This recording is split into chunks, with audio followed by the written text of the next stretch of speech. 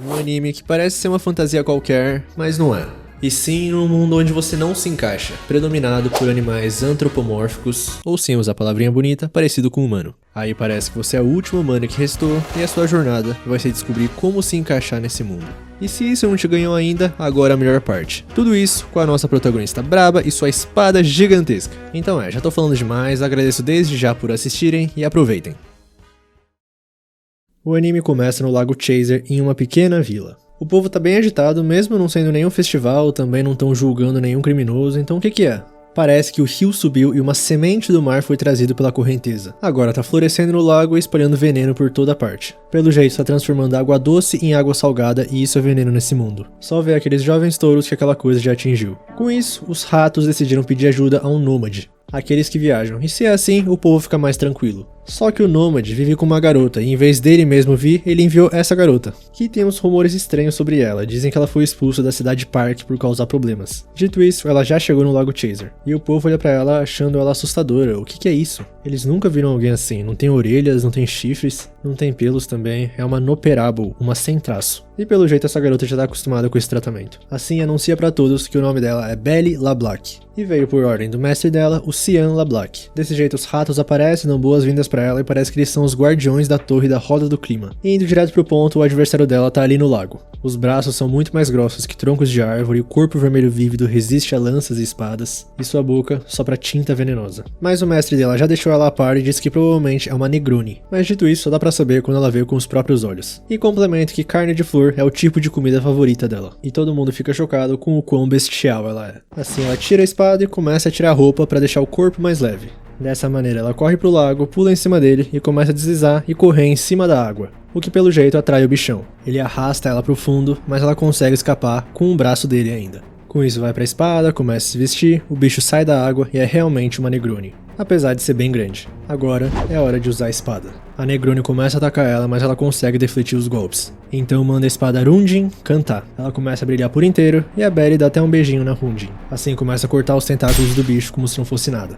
E no mínimo curioso essa calça dela aí. Esse vilarejo é um pouquinho destruído, mas faz parte do protocolo, né? Desse jeito ela pula pra dar o golpe final e corta o pescoço do bicho. Mas cheiro de água salgada, e a Negroni começa a expelir um líquido negro por toda a vila. Com isso todo mundo começa a correr pra tentar salvar pelo menos a comida, porque a água salgada vai estragar tudo. Aí o monstro, já praticamente morto, captura a Belly, que pergunta o que a Negroni foi fazer ali, e parece que o monstro usa alguma magia pra Belly entender o que ela tá falando. Ela quer ir pra casa, quer ir pro mar, mas não pode voltar agora. Ela vai morrer ali, mas vai espalhar sementes. Com isso a Belly fala que sente muito e, emocionada, dá o golpe de misericórdia. As sementes todas caíram no lago, mas a Belly pegou uma pra ela. As coisas ali ficaram um pouco destruídas, mas os ratos agradecem ela. E a recompensa eles vão mandar pra casa dela mais tarde. Desse jeito ela pergunta se eles se importam se ela levar essa semente e aquele braço. Aí os ratos perguntam por quê, mas como ela disse, ela adora carne de flor. Mais tarde, ela tá na floresta já e tá pensando que eles provavelmente vão destruir todas as sementes. E joga a semente que ela tinha pegado no riacho. Se algum dia ela precisar lutar daquele lado,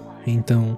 E à noite ela retorna pra casa do mestre Cian, que fala bom trabalho pra ela. Parece que ele tá tentando acender um fogo de uma maneira mais rupestre e ela não consegue entender porquê, já que é só usar magia. Tipo o trabalho de hoje, não tinha por que ser ela fazer aquilo, o Cian teria feito muito melhor. Com isso, ela mostra os espólios de guerra pro mestre. E só de olhar ele reconhece que foi um ótimo golpe e um corte bem limpo. Ela fica feliz, mas ele fala que contudo, dá pra deixar a lâmina ainda mais afiada. Aí ele pergunta o que ela vai fazer com isso, e ela fala que obviamente vai comer, como faz com toda flor de peixe. E ele fala que realmente comer talvez seja a melhor forma de expressar luto pelos mortos. Além disso, Negronis não são só carne, seu couro também é resistente. Por isso, ela fala que vai fazer sapatos com isso. Aí ela vai morder, mas vê que o mestre dela tá colocando alguns condimentos junto com a carne. Pra ele tá delicioso, mas ela fala que tá estragando o sabor. Mais tarde, ela pergunta pro mestre por que será que essa Negroni saiu do mar. Porque ela disse que queria voltar. Então o Cian fala que ela tava tentando cumprir sua missão como flor. A missão de espalhar sementes. E não são só as flores. Tudo nesse mundo tenta se misturar com todo o resto. E depois dessas canetadas, o Cian começa a fumar seu charuto completamente estiloso.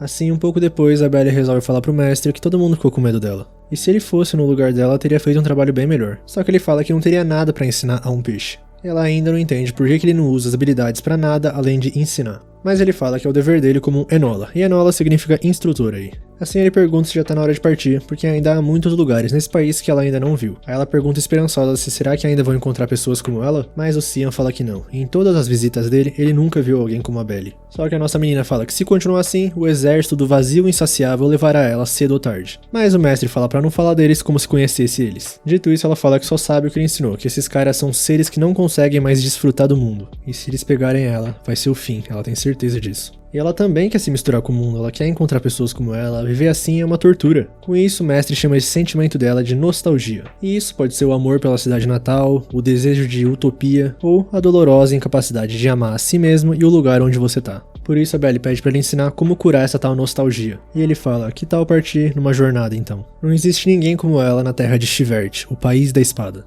No entanto, se partir uma jornada e viajar pelo mundo, talvez ela possa encontrar um mundo que seja verdadeiramente dela. Com isso ele fala pra ela ir pra cidade Park e passar pelos desafios pra se tornar nômade. Porque o Cian sabe que ela é capaz, afinal, é a aprendiz dele. Depois de um tempinho, saindo do banho, ela ainda tá pensando de onde veio tudo aquilo que ele falou. Que viajar significa colocar sua existência em jogo. Ninguém pode ajudar. Mesmo ele sendo o Enola dela, ele não pode se tornar ela. Assim como ela, não pode se tornar ele. E ela sabe que algum dia a vida deles juntos vai terminar. E quando a hora chegar, vai ser só o começo. Nisso, de repente, a Hundin começa a brilhar. Então a Belly começa a se lembrar do passado. Desde quando ela tem memória, as pessoas falam que ela nasceu de uma pedra. Todo mundo tinha medo dela, chamava ela de sem traço. Ao mesmo tempo, ela sempre foi mais forte que os outros. E quando ela fugiu, pra quem ela se sentia segura, eles também tinham orelhas que ela não tinha. Com isso, ela continuou fugindo e foi até o palácio. Lá dentro, chegou numa sala onde tinha uma espada completamente acorrentada. Era a própria Hundin. E a Belly sentiu que naquele momento ela encontrou um amigo. E quando ela tocou na Hundin, a espada começou a brilhar e as correntes se soltaram.